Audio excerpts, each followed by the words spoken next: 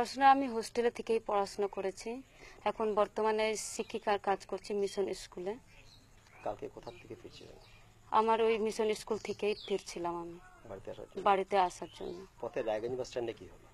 রায়গঞ্জ বাস স্ট্যান্ডে আমি দিদির জন্য অপেক্ষা করছিলাম।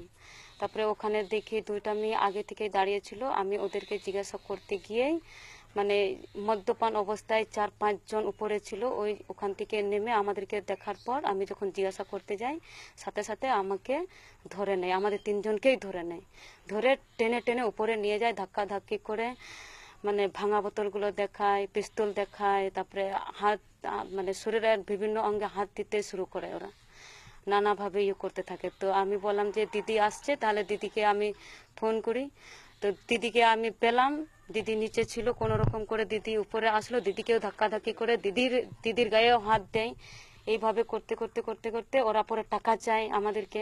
টাকা না দিলে তোমরা আটকে রেখেছিল মোটামুটি আড়াই ঘন্টা থেকে 5টা এইরকম অবস্থা, 5:30 এরকম।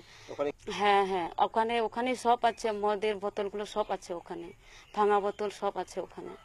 মানে পিস্তল দেখাচ্ছে, গুলি করে মেরে ফেলবে। তো আমি বললাম যে ঠিক আছে, টাকা চাচ্ছেন, তাহলে টাকা দিব, বাড়িতে একটু ফোন করি। ওই একটু শুধু ফোন করার জন্য এই যে দিল, ফোন করার জন্য মোবাইলটা দিল। ওই 1 মিনিটের মধ্যে 2 মিনিটের মধ্যেই আমি পঞ্চায়েত সমিতিকে ফোন করি, পঞ্চায়েত প্রধানকে ফোন করি, আর ওই আমার একটা মাস্টার দাদা আছে ওকে ফোন করে ওনারা সাথে সাথেই পুলিশকে ফোন করেন। পুলিশ তখন ঘেরাও করেন, আর ঘেরাও করার আগেই ওই মেয়ে দুটাকে ওরা নিয়ে পালিয়ে যায়।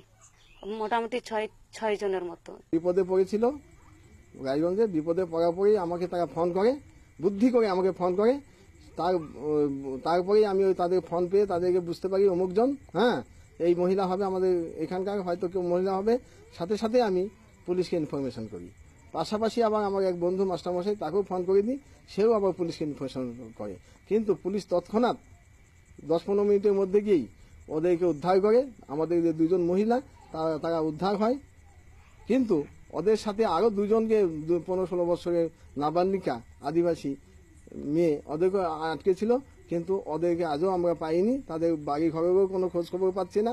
আমাদের যেটা অনুমান সন্দেহ হচ্ছে যে ওই দুষ্কৃতীরা ওদেরকে নিয়ে